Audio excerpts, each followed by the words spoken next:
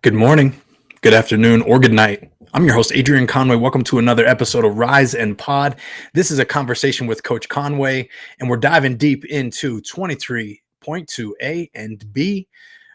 These episodes that I'm going to be releasing weekly as we navigate our way through the CrossFit Open. I literally want to discuss my thoughts, my feelings on the workout themselves, the test, if you will, and the way things are shaken up and playing out throughout the course of the season. As many of you know, I've had an opportunity to get onto some broadcast and do some analyst work.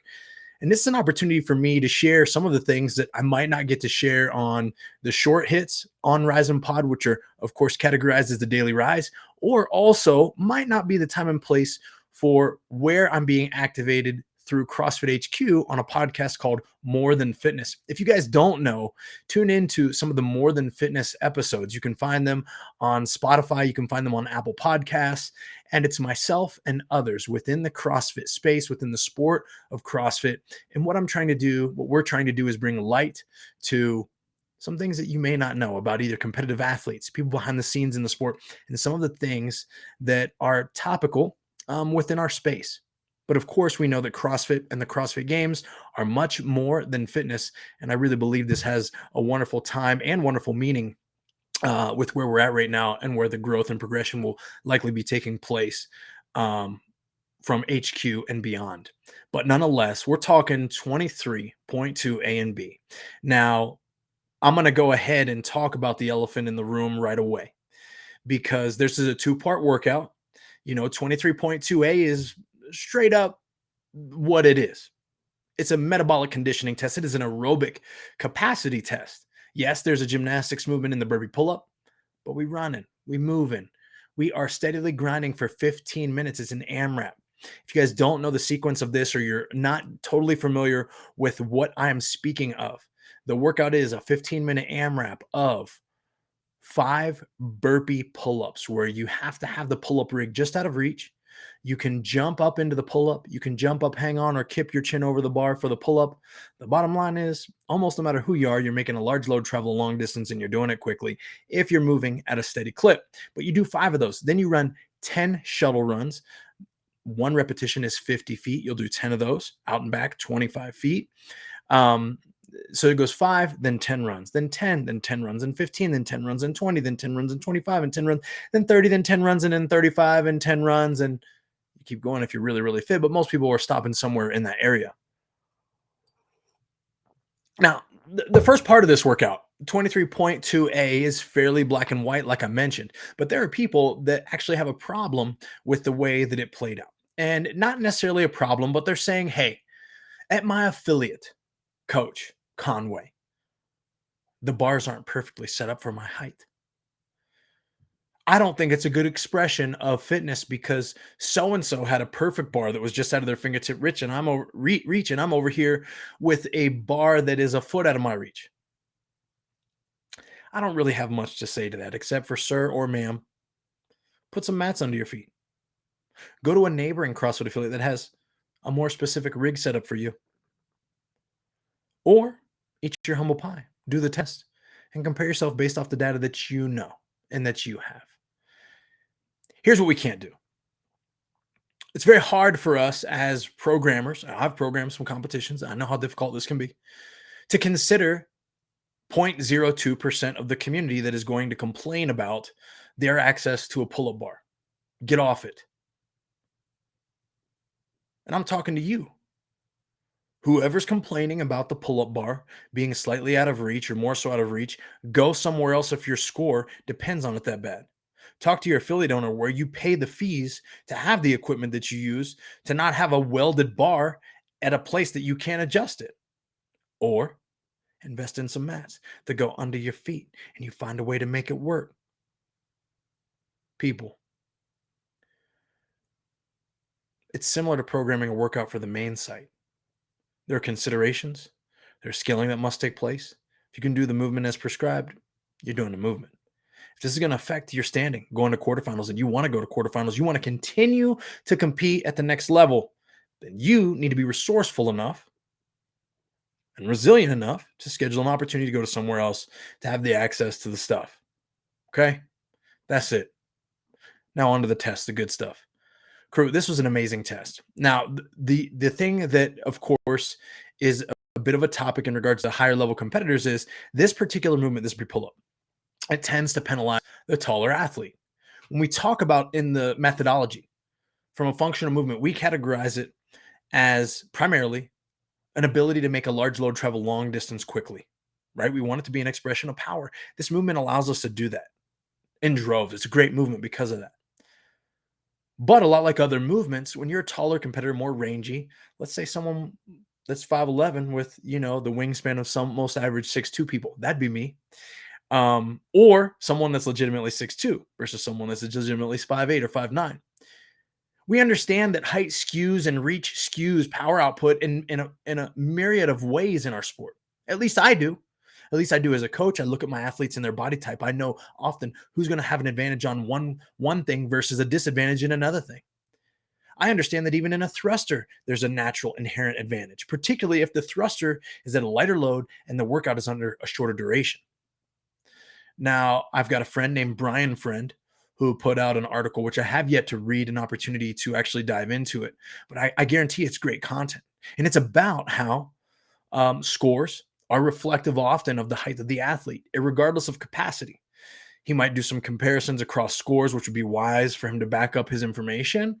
But the bottom line is that, in my opinion, this is a great open workout. It's a great open workout for the data to be analyzed in this way, for the games maker, Adrian Bosman, and the team to be able to dive into these analytics and say, like, wow, it is very clear and conclusive that this workout favored a particular stature. How could we change that in the future? It's a good thing that this didn't appear in quarterfinals with this type of high volume concern. If the data's there and supports it, again, I didn't dive into the article yet, so you guys please don't hold me accountable to supporting this wholeheartedly or negating it wholeheartedly. But what I think is really awesome is that the conversation is such where we need to understand where time is spent and where time is valued and where reps and effort are valued. When you design a test, you want to consider the taller of the athletes and the shorter of the athletes. You want their fitness to be the expression of which we measure and not necessarily their height and putting them at a disadvantage per se over time, right? Um, but the bottom line is that this will always be an issue in our sport. It's not standardized based off height or weight classes. So we've got to hope and we've got to educate ourselves and be willing to experiment with the ways that we test and continue to hope that long term, over multiple weeks, it will be well rounded. One thing with this particular workout is that we did travel from point A to point B. We know that taller athletes tend to have more of an advantage when it comes to running because of their levers, right? And the distance they can cover per stride. So what we do in this particular workout is that we either increase the amount of running or we try to make them equal almost each and every round, the time spent running and the time spent doing burpee pull-ups. Then you run it back or you test it with a series of athletes and you see, okay, where was the difference? What was the difference? Was it fitness? Was it their capacity? Did it reflect other scores? Or was it, again, now it's running heavy, so the taller athletes have an advantage and there's not enough burpee pull-ups. But all these things, just to give you an opportunity, will give me an opportunity to dive deep into this. These are all things that you have to be considered when you're a good programmer for a fitness test. No, you don't got to always think about it when you're training, hardly at all. You want the expression of power output to be something that maximizes the athlete's rate of return on where they want that time and effort invested. So that means wherever they need to improve, you want, of course, the hard work or the fruits of those efforts to pay off there. Doesn't matter if it's different for one athlete or the other, as long as the end game or the end result is their improvement as an athlete. All in all, folks, regardless of the discrepancies of what people had access to, or if their fingertips were barely out of reach or too far out of reach, or if they were short or tall, this is an amazing measure for general fitness GPP. The skill set wasn't high enough, in my opinion, with the burpee pull-up and learning it to be a limiter at all. If you have an athletic background, if you are a fast student of new movement, you learned it quickly and you learned how to adapt to it quickly. If you reached failure or you started to struggle, you learned how to switch it quickly, right? Like all these beautiful things that are a part of competition were reflected, I believe, in this test. Once you hit the 15-minute window and you got as much as you possibly could, then you had 5 minutes to establish a 1 rep max thruster. Now, the thruster had to come from the ground. You could power clean it, you could squat clean it, you could do whatever you wanted. In fact, the standards were so loose that you could get the bar to the front right position, squat it, start to stand it up, take a step to save a missed lift, take a step back to stabilize the load, but at no point could you rebend your knees intentionally to press under the load. At no point could you re-dip, right? A thruster had to be a thruster. It's tried and true. Now, I know what a thruster is. A thruster is the combination of a front squat and a push press. Historically, right? Let's go back to 2011, the first regional that I ever competed in. CrossFit set a standard all the way from HQ, a span across all the regionals that went live during those 3 to 4 weeks in order to punch people's tickets to the CrossFit Games that year. You couldn't move your feet at all. So once you descended down into that front squat, your feet had to be glued to the ground. And I'm talking the very slightest of shuffle was a big fat no rep. Like, don't even drive your open so violently that you scoot back, glue your feet down. That was the standard. Now, here's why I like that standard, because it takes the gray away. What we saw this year, particularly what we saw with Pat Vellner. Now, I love Pat. I was rooting for Pat very wholeheartedly. It might have been his best opportunity to come through and win a CrossFit Games. Had him on an episode here to sit down with him and Rise and Pod, athlete to athlete. But the bottom line is, with the volatility and the gray that existed, particularly to put it out to the masses to test. And now they're going to have to watch thousands of these videos. I'm banking this is the video they asked for to show capacity for your open test. Could be wrong, but traditionally, this is the video they ask for from all the athletes that are advancing, because it's A and B, right? Like, it's both. You get to breathe hard, we get to see your capacity, and you got to put it together and do the lift. They want to see no edited videos and all that good stuff. But my point is that there were many lifts that we've seen on social media. You've seen them yourself. You're listening to this podcast likely, that it's very obvious that if they don't take the step, they don't make the lift. So they shouldn't make the lift. Do the knees have to bend to take a step? Yes, they do. The knees have to bend to take a step. They have to bend to take a step. And now it's a judgment call for the masses to say, well, they bent their knee because they took a little step. And it's also, for me as an expert athlete, guys, I don't know if you understand this or not, but I could teach someone how to take a step to make a lift just because I know their triceps are feeling at the top. I've seen this. I can experiment with it. I could teach that in a day, and then they can put 10 more pounds on their thruster. But do it and uphold the rules. We're cheating, but we're going to certainly make the best of those that are available to us. Would you not? That's called competing, folks.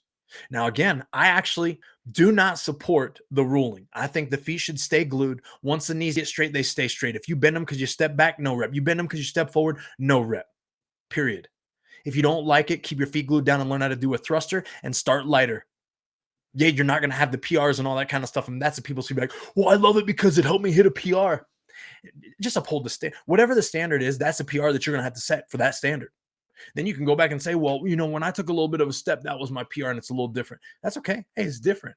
Every day at the gym, when we're throwing down and we're training, we're trying to build the heaviest thruster possible. When someone makes a lift and they step forward in my gym, I'm be like, yo, count that all day. Okay. But when it comes to standardizing competition, where we're trying to find the fittest people in the world, I think you've got to be very clear. People are such poor judges in our space that they don't know how to clamp down and say no rep or good rep for something like a chest to bar pull-up. They don't know what they're looking for at the bottom of a wall ball with the hip crease below the top of the knee, not at, but below. They don't know how to judge a pull-up with the chin at the bar, above the bar. They don't know the difference, or they're not willing to say no rep or good rep. They don't know how to measure if the ball hit the target or just above the target or what was the standard, right? So with all that said, now we're going to allow this gray area to exist with a 1 rep max thruster. Bad call. That's okay. We're not perfect. And I hope that this is a great learning experience moving forward. We see heavy thrusters. We see something like that at a quarterfinal, at a semifinal. It will be different likely, and it will be improved. But those are my thoughts. The data that we got from this event was really cool, in my opinion. I think that, there are some notable things that we got to talk about. And first of all and foremost, what's up with the leaderboard? Guys, I'm going to start with the men. Jeff Adler, friend of the show. Shout out to Jeff Adler and his team. Yo, is he just putting everybody on notice, or what would you guys call this? Because right now in 23.1, he got sixth in the world. 23.2a, he got 46th in the world with 181 reps. Sick. Then he went 312 on the thruster. That's good for a 60th place at this point. Now, these are still unofficial, but I want to say Jeff Adler is strong, but he's just under 200 pounds. He's 197. That's going to put him in at about that average height and weight for the men that compete in this sport currently at a top level. It used to be that 180, 185, 188 was about that average weight, but that's significantly increased over time. These boys packing some muscle, you know what I'm saying? But for him to do this and understand that the strength bias that he has been able to exhibit throughout the years, but over the last 2 seasons specifically, he and his team have diligently worked towards improving his aerobic capacity, improving his threshold training, improving his gymnastics, and making him a more well-rounded threat. If he wins this CrossFit Open, to me, he is making a very loud statement for a very strong charge at not just a podium, but a victory at the CrossFit Games. Now, that's not my prediction. I'm not saying, yo, he's going to go win the games. Don't get me wrong. That's Justin Medeiros' crown to lose till someone proves to me otherwise in the open. Ain't the place to prove it to me, but it is a step in that direction.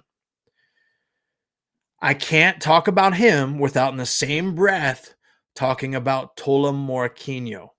Now, Tola, if you guys have followed his career, was close to qualifying as an individual in 2021. Left his camp there with underdogs and the squad with Justin Coulter out there in Vegas to go to Iceland with Annie and the squad. Continued to further his fitness under Yami. Now, Yami knows a thing or two about building the base. Tola had tremendous skills with a barbell, ridiculous capacity with loads, ridiculous capacity and high level skill, also with gymnastics, which isn't spoken about enough. Now, he's a bigger body, but if you watch him move, it's elegant, it's effortless, it's toes pointed, long figure, like hitting that hollow arch. Watch him do ring muscle ups. It's a thing of beauty. His athleticism is top notch. He needed to continue to refine his engine, his motor, and cycling high level gymnastics under duress because of his body weight. He needed to build some capacity there. Now, Tola is 27 and he's about 207 pounds. What he has shown throughout this open, again, 64th place in 23.1 with 277 reps, 155th place with 175 reps in 23.2a. Then, of course, we expected this of him, an 11th place with 327 pounds on the thruster. Now, he is still an easy 118 points out from Jeff Adler, who's in first place, though. Now, I don't want y'all to get confused. In 1 week, at the end of this thing, we're going to see scores skewed a lot, right? But being that Tola is 118 out from Adler, we got another 111-point gap from him to Colton Mertens.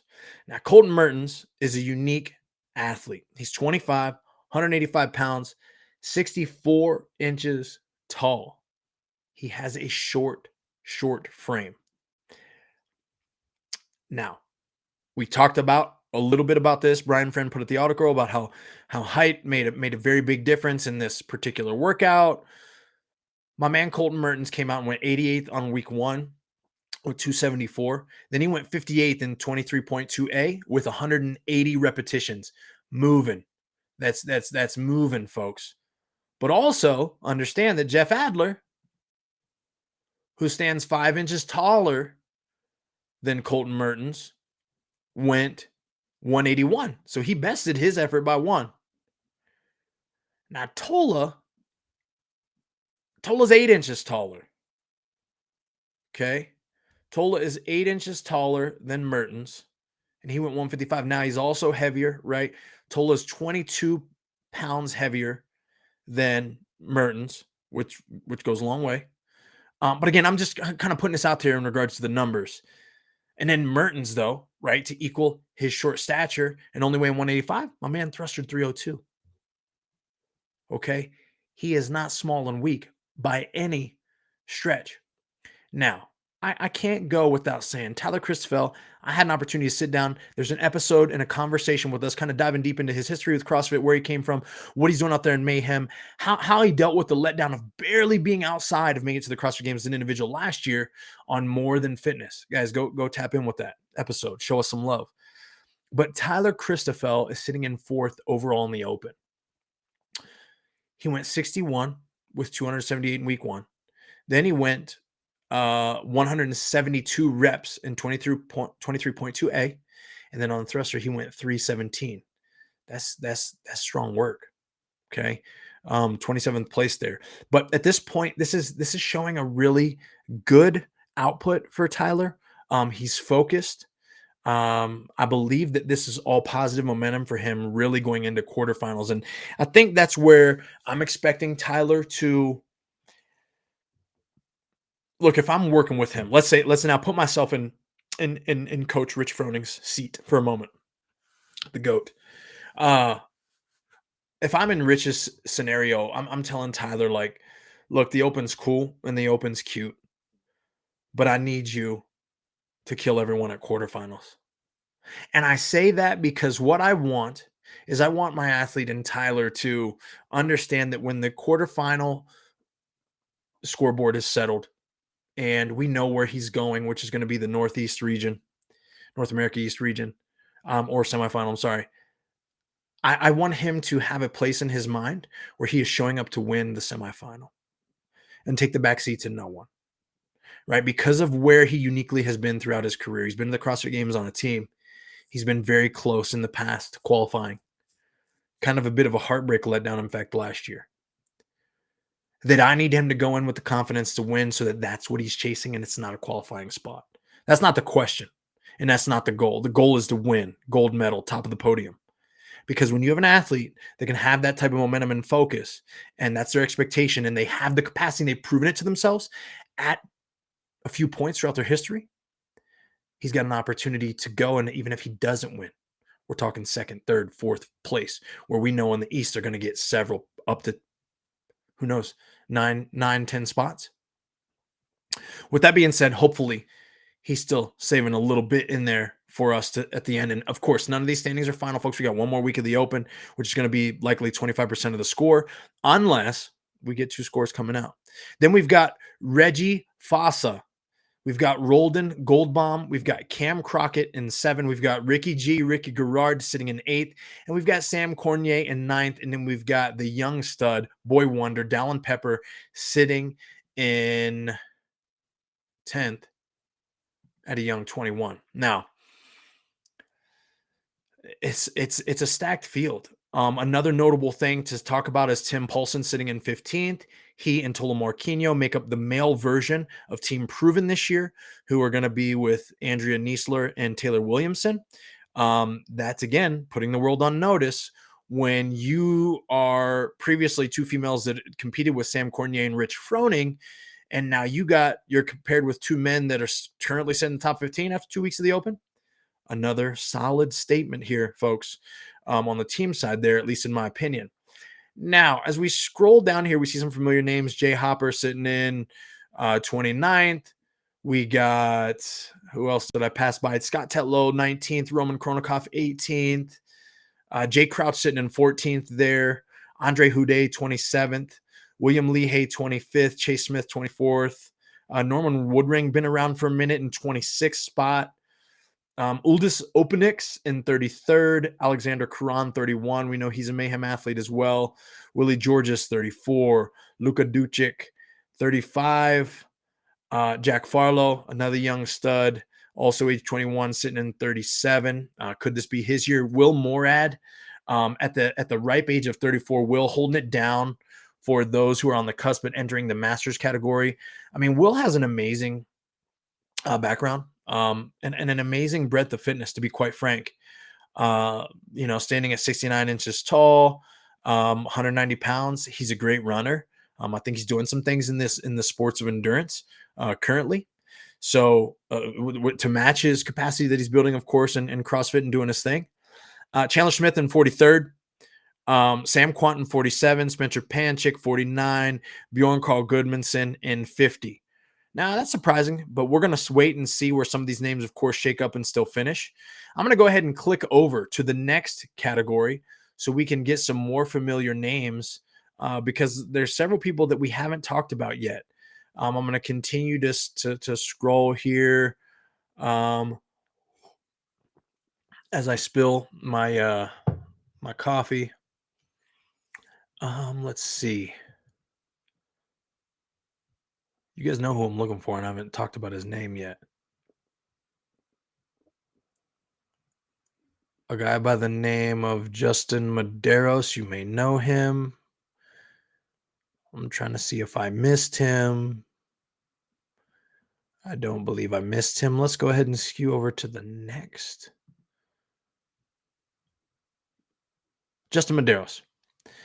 Now, after 2 weeks of the Open, Justin Medeiros is sitting as 101st place. This is how this plays out. 81st in week one. Cool with that. No problem. Easy day. 275 reps. He ain't peaking yet. He knows how to play this game. He's a two-time fittest man. The year before that, he was second. In case y'all know, he knows how to navigate this sport. His coach knows how to navigate his sport. Shout out Adam Neefer. We need to talk. I need to get you on this podcast. I want to talk to you. I love your brain. I love your history in the sport. This dude is one of the fittest to do it as well. Not a name that many of you are going to know, but a class act, runs an amazing affiliate. We talk about an OG. That's the OGs of OGs, and he's not looking to be front facing and the front and the name that you chase after or follow. He's just doing his thing because he does his thing well, and he does it for the benefits of others and not just himself. So big shout out and much respect to Coach Adam. After that 81st, we've got a 92nd here with 178 reps and 23.2A. Again, I don't have a problem with that. Nope. And then you get to the thruster, Justin Medeiros, 23.2B.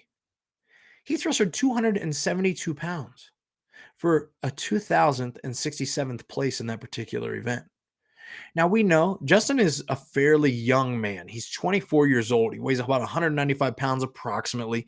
Could be a little heavier than that currently, but I bet that's where he competes about when it's time to really get after it at the semifinal level and into the CrossFit Games. My question is there something going on with Justin? Is he battling injury that he's not making public? Did he roll his ankle climbing a rope? Does he got something that's holding him back a little bit? Because when you think about it, first of all, I think he made a little post of it to his highlight reel. I saw this somewhere. It almost looked like he was gingerly running through the run, like hobbling a little during 23.2A.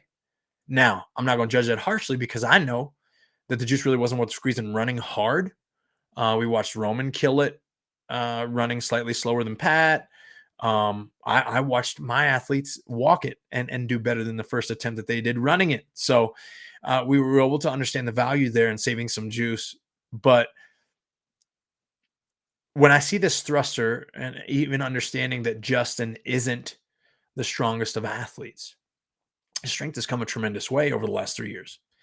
So I wonder, folks, if we're not seeing the best of Justin, and not because he's not peaked, but because he might be dealing with some knick-knack stuff that he's probably managing appropriately so that he can get himself right and keep himself ready for when it really matters. But I wanted to definitely go all the way down. I don't normally like to cover anything outside the top 10, but this men's field, there's just some names that are kind of lingering and low, and you just always got to wonder, are the athletes just lying in wait? Are they just kind of like lurking for when the points really matter so that their bodies can feel fresh? Because if you guys are out there just listening to this, and if you follow me, you probably know better or different. If you follow high-level competitors a lot, you know better or different. If you follow a training cadre or team that is trying to get athletes ready for the CrossFit Games, then you know better or different. But we don't just do constantly very functional movements at high intensities all the time. Right? In order to peak for a season, to get the most out of yourself when the time matters most, you don't train the same all year round. Now, when you're following GPP, when we're trying to do old school bread and butter CrossFit, that's what we do because you're just trying to be in a constant state of readiness for life. And slowly you can see great improvements over time doing this. When it comes to competing like a dog, like a savage, like someone who's trying to pursue human dominance and win money to provide for your family or others around you, maybe a legacy that you want to lead or the title fittest on earth, You certainly don't train like that. So Justin, depending on where he is in peaking, depending on where some of these other athletes are in peaking and where their priorities have been in the offseason, we are going to start to see better and better and better and better outputs from them as the season continues to evolve. I digress. I wasted way too much time on the men. I'm sorry. Let's talk about these ladies. Now, here's what's not surprising. Mallory O'Brien leading the charge. Let's just be honest. Once Tia said she's pregnant, her and Shane were taking a year off, then I was like, okay, cool. Unfortunately, this is Mallory O'Brien's year to lose the CrossFit Games. Now, I don't unfairly put that pressure on her, but it's a reality. If you've been following the sport closely and you understand the capacity that she has and what she's capable of, to me, this is truth. I expect her to win the CrossFit Games this year. With the capacity that she's shown, with Matt Frazier and the way that he's prepared and prepared her mentally and emotionally for what she's pursuing this year, I believe that I like her chances most of any athlete in the lineup, and that includes the likes of Laura Horvath, Gabby Magala, Annie Thorstadter, Emma Lawson, Paige Powers, these other athletes that are making a charge to pursue the fittest. I don't think they're going to be as refined and as accurate when it comes to scoring over the course of 4 days, the way that she's going to, especially the way that she's working tirelessly to fill her holes and continue to mature as a human. I digress. She's sitting there with 112 points. Second in the first week, third in 23.2A, and then 107th in 23.2B. Now, we know she's actually not the strongest. Mallory O'Brien, folks, is only 19 years old. Let me say that again. We're sitting here talking about her strength being a limiter, perhaps. She just got 107th in the world on a strength biased test. It was a 100 max. Yeah, it was a thruster. You can argue that it's a non-traditional movement. It's not a clean and jerk. It's not a snatch. It's not a front squat, not a back squat, not a deadlift. I don't care what it is. It's a thruster. It was 100 max. She got 107th in the world. Excuse me? She's 19. That's a problem. That's a problem when she went second and third in the other ones. Oh, gosh. It gets me fired up just thinking about it and talking about it, to be quite honest with you. With that being said, she's leading the way. Now, even cooler, another friend of the show, Paige Powers, who really put us all on notice, not at Wadapalooza this last time. No, at the Atlas Games last year in the semifinals. I got to commentate. I had her on the show before it. I talked about what kind of momentum she was building in Cookeville, why she went out there to train, where's her head at, where's her body, how's she feeling. She put on a show. Then she's going to show up at Wadapalooza this last year and win it like she did. Hello, Miss Paige Powers, you're second in the open after 2 weeks, 3 tests down. She went 18th in week 1, 95th in 23.2A. And then she went 25th and with a 216-pound thruster. Paige Powers is 20. Listen, if you're on the women's side and you're over like 24, like, are you considered old as dirt? Is that how this works? Because this next gen on the women's side is just ridiculously making a very fast charge towards the top tier of our sport, and it makes me very uncomfortable. And of course, ladies, you know I'm not calling you old as dirt. Age don't even matter in the sport at this point. Paige Powers, though, second place with 138. Then we got, seems to be a bit of a trend. Emma Lawson at age 18, sitting in third with 181 points. She went 7th, 21st, and 153rd. Same idea here. Emma is growing into who she is as a young lady. Strength is going to be one of those things that will steadily continue to tick up over time. But she hit a 202-pound thruster. That was good for 153rd in the world. Again, a huge problem to the rest of the world that's watching this go down as these young ladies have the strength capacity that they do already, because it's just going to continue to develop, and that's going to be the one that keeps pushing up. And once they start winning strength events, bye. See everybody else is trying to stay close. Fourth place, Alex Gazan. Guess how old she is, guys and girls? She's 21. Now, I had the fortunate ability to be coaching an athlete at the Granite Games last year. Speaking with Justin Cutler in the back, talking with him about this girl. He said, I mean, this is the first time Justin and I meet each other in person now. I want to say I have tremendous admiration for Justin, the way he coaches, the way he inspires, the way he's all in with his athletes. Love it. Love what they do. He was like, yo, this girl, she's going to be on the podium at the CrossFit Games. I said, excuse me? That's a lot. You guys got to think about the pedigree of him as a coach. who he's worked with, who he's seen come through his gym. Carrie Pierce, he watched come from beginning the sport of CrossFit into becoming a podium athlete with him. He worked with Danielle Brandon. He brought her into the capacity both physically and psychologically that she's in now. And just before last year's CrossFit Games, when she made the transition to Matt Torres over there at Bruce Strength and made the move to Florida.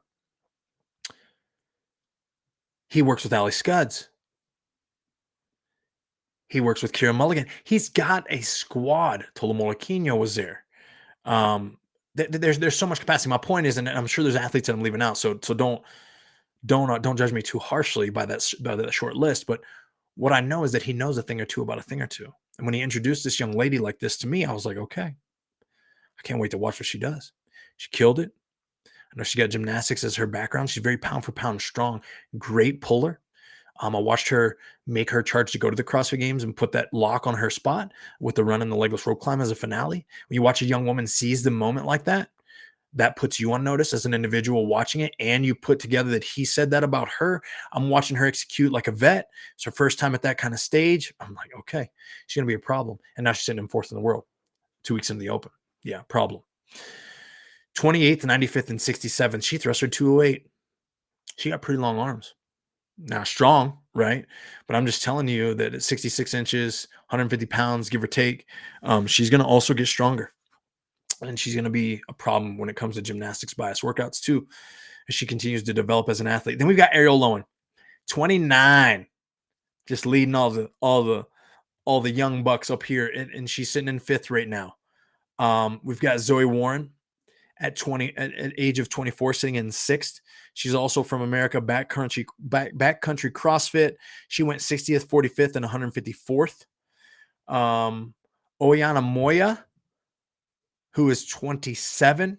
Now she's out of Spain, so we will see what her journey to the CrossFit Games looks like this year.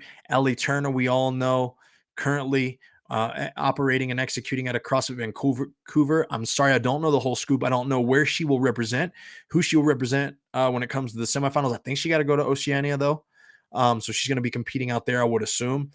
But she's 25, so she's another mid-pack when it comes to like age and her development in the sport. We've got Elena Caratala Sanahuja, and she's out of Spain as well. CrossFit for Friends. She's 29. She went 61st, 28th, and 189th. And what we're noticing is that it seems, though, from a point separation and differential, the women's side's much closer than the men's. Amanda Barnhart sitting in 10th. And I'm going to go ahead and mention that Brooke Wells is also sitting in 11th because it's 288 and 289 for them point separation. They're pretty much there neck and neck. Amanda being 31, have been in the sport for quite a while, and Brooke being in the sport for a long while as well, but sitting at 28 years old. Folks, we've got a race. We've got a race all around, and it has been an amazing open to take in so far. The beauty is, and I'm going to say this, and again, really give Boz his flowers. I don't know what 23.3 is going to be. Commonly, I like to think that I got a little finger on it. I got a little point on what I believe could happen next. Now, there's some movements in my mind that I think we'll probably see a triplet of some sort, right? I would like to see a task priority triplet, meaning something that we have to finish for time. Everybody and their mama got to finish it for time, and that it is something that involves 3 movements.